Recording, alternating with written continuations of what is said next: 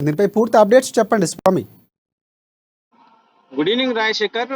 మొత్తానికి ఉత్తర తెలంగాణలోని ఒక ప్రసిద్ధిగాంచిన భద్రకాళి అమ్మవారి దేవాలయము 625 ఫీట్ శకంలో కూడా ఇది ఏర్పాటు చేయడం జరిగింది. ఇక్కడ అమ్మవారు దర్శనానికి దరిదాపుగా అన్ని అంటే వరంగల్ హన్మకొండకు మధ్యలో అమ్మవారి అంటే భద్రకాళి టెంపుల్ కూడా ఏర్పాటు చేయడం జరిగింది. మొత్తానికి చూసుకుంటే కూడా అమ్మవారి అంటే చుట్టూ మాడ మీదుల గోపురాల కొరకై మొత్తం 30 కోట్ల రూపాయలు తెలంగాణ రాష్ట్ర ప్రభుత్వం వెచ్చించింది. కానీ ఆ మొత్తానికి వరంగల్ ఉమ్మడి వరంగల్ జిల్లాలోని వరంగల్లో ఏలినటువంటి కాకతీయులు 4 ద్వారాలు అంటే తూర్పు, ఉత్తరము, పడమర, దక్షిణం వైపు కూడా 4 ద్వారాలు అయితే ఏ విధంగా కాకతీయ తోరణాలు అయితే ఏ విధంగా ఉన్నాయో అమ్మవారి దేవస్థానాన్ని కూడా మాల మిదులు గోపురాలు కూడా 9 అంతస్తుల కూడా గోపురాలను ఏర్పాటు చేయడం జరుగుతా ఉంది. మొత్తానికి మోడల్ గా ఒక అంటే ఒక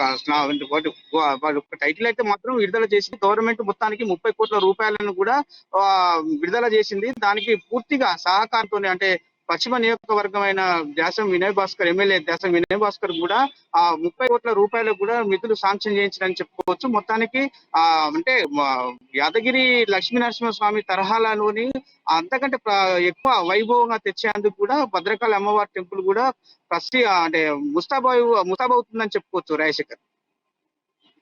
అంటే ప్రధానంగా ఏవైతే మాడవీధులకు సంబంధించి భద్రకాళి మాడవీధులు రాజగోపురానికి సంబంధించిన నమూనాల్లో ఎలాంటి చారిత్రాత్మకంగా ఉండేటువంటి శైలిని ఉపయోగించి వీటి నమూనాలు అక్కడ రూపొందించారు, ఏమైనా సమాచారం ఉందా?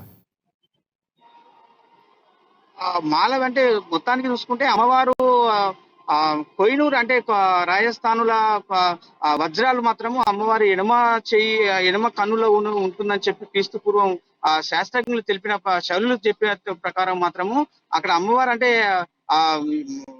ఎక్కడ కూడా అంటే మహేంద్రవర్మంలో కూడా 7 అంతస్తుల మాల మిదుల గోపురాలు కూడా ఉన్నాయి. కానీ ఇక్కడ మాల విధులు కూడా గోపురాలు కూడా ఇవాళ తెలంగాణలోనికి ప్రసిద్ధి కావడానికి, తెలంగాణకి ఒక వన్య తేవడానికి సీఎం కేసీఆర్ తీసుకున్న నిర్ణయానికి 9 అంతస్తుల మాల మిదుల గోపురాలు కూడా కట్టడాలు ఏర్పాటు చేయాలని చెప్పి కూడా నిర్ణయించడం జరిగింది. మొత్తానికి హన్మకొండ వరంగల్ మధ్యలో వెలిసిన భద్రకాళి అమ్మవారు ఆ టెంపుల్ కూడా అన్ని దేవస్థానాల కంటే చూడ్డానికి కూడా కొంచెం అంటే కాకతీయులైతే 4 ద్వారాల మిధుల గుండె ఎట్లయితే పరిపాలించిందో ఇదే ఇక్కడ కూడా సేమ్ అమ్మవారి దర్శించుకోవడానికి 4 ద్వారాలు అంటే మాల మిధులు గోపురాలు కూడా నిర్మాణం జరగనున్నాయి. మొత్తం ఎక్కడ లేని విధంగా కూడా 9 అంతస్తులు కూడా ఇక్కడ నిర్మించడానికి కూడా తెలంగాణ రాష్ట్ర ప్రభుత్వం ఇక్కడ ఒక నిర్ణయం తీసుకొని కూడా దీన్ని ఒక ప్రసిద్ధి అంటే మోడల్ గా ఒక దేవస్థానంలో ఎక్కడ లేని విధంగా కూడా యాదగిరి లక్ష్మీనరసింహస్వామిని అయితే ఎలాంటి తిరుపతి దేవస్థానాల తరహాలో ఎలాంటి దర్శించుకుంటున్నారో ఇక్కడ అమ్మవారిని కూడా దర్శించుకోవడానికి కూడా ఈ కట్టడాలు కూడా నిర్మిస్తారని చెప్పి కూడా ఈ దేశం వినయ్ భాస్కర్ సహకారంతో కూడా నిర్మిస్తారని చెప్పి కూడా ఇవాళ మొత్తానికి ఒక బ్లూ ప్రింట్ అయితే మాత్రం తీయడం జరిగింది. ప్రధానంగా తెలంగాణకు సంబంధించినటువంటి వరుసగా ఇప్పుడు మొన్న చూసుకున్నటువంటి యాదాద్రి కానీ మొన్న కొండగట్టు ఆంజనేయ స్వామి ఇలా ఒక్కొక్క దేవాలయాన్ని అభివృద్ధి చేసే క్రమంలో ముందుకు వెళుతున్నటువంటి పరిస్థితి కూడా కనిపిస్తుంది.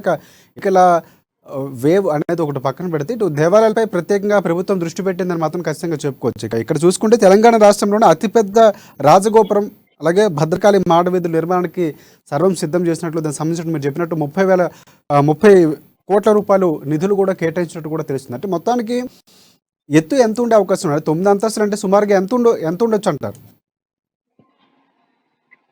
30 అంటే దరిదాపుగా కూడా ఎటు చూసినా కూడా అంటే తూర్పు, ఉత్తరం, దక్షిణం, పడమరం దిక్కులో కూడా మాల గోపురాలు కూడా నిర్మించడానికి కూడా 30,000 కోట్లు ప్రభుత్వం వెచ్చించింది. అప్పటికి అంటే పురాతనమైన ఉన్న అమ్మవారి టెంపుల్ ను కూడా మధ్యలో అంటే ఒక సరస్సు ఉంటుంది, ఒక భాగంలో వాటర్, ఒక భాగంలో ఎడారిగా ఉంటుంది. కానీ మొత్తానికి వాటిని కూడా అందాలు తిరగలించడానికి కూడా 4 ద్వారాలు ఏర్పాటు చేయడానికి మొత్తము మన అమ్మవారి దేవస్థానాన్ని కూడా పునరుద్ధరించడానికి అంటే మొత్తం వైభవంగా తీర్చిదిద్దడానికి 30,000 కోట్లు కూడా రాష్ట్ర ప్రభుత్వం వెచ్చించింది.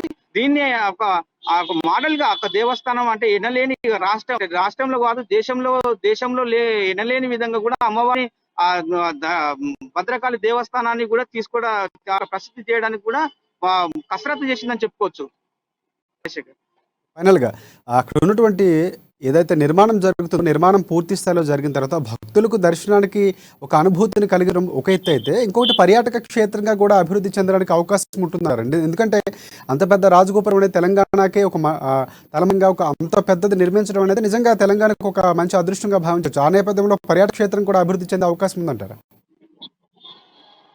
రాజశేఖర్, మొత్తానికి ఇక్కడ భద్రకాళి టెంపుల్ కూడా అన్ని అంటే చూడదగ్గ ప్రదేశంగా ఓరుగల్లు జిల్లాలోని కూడా అమ్మవారి టెంపుల్ ను అంటే అంటే మోడలైజ్ చేయడానికి కూడా 30 కోట్ల రూపాయలు కూడా వెచ్చించినప్పటికీ కూడా ఈ దర్శనానికి అంటే ఇండియాలోని ఒక అమ్మవారిని దర్శించుకోవడానికి ఇప్పటికీ ఎంతో మంది అంటే చుట్టుపక్కల అంటే రాష్ట్రాలే కావచ్చు, మన జిల్లాలే కావచ్చు నుంచి కూడా అమ్మవారిని దర్శించుకోవడం ఫస్ట్ ఎక్కడ ప్రోగ్రామ్ చేసినా గానీ ఫస్ట్ భద్రకాళికి వెళ్ళి దర్శించుకున్న తర్వాతనే ఆ పనులు చేస్తూ ఉంటారు. కానీ మొత్తానికి చూసుకుంటే కూడా ఇక్కడ ఆ పునర వైభవం తీసుకురావడానికి ఇక్కడ ప్రసిద్ధిగాంచిన 1000 స్తంభాల గుడి కావచ్చు, రాణి రుద్రమాదేవి కాకతీయులు ఏలినట్టు గడ్డ మీద అమ్మవారి దేవస్థానాన్ని కూడా ఒక ఎనలేని విధంగా ఎక్కడ లేని విధంగా కూడా నిర్మాణం చేసి ప్రసిద్ధి చేసి అభివృద్ధి చేయాలని చెప్పి కూడా తెలంగాణ రాష్ట్ర ప్రభుత్వం 30,000 కోట్లు వెచ్చించి కసరత్తు చేసుకుంది. దీన్ని దర్దాపుగా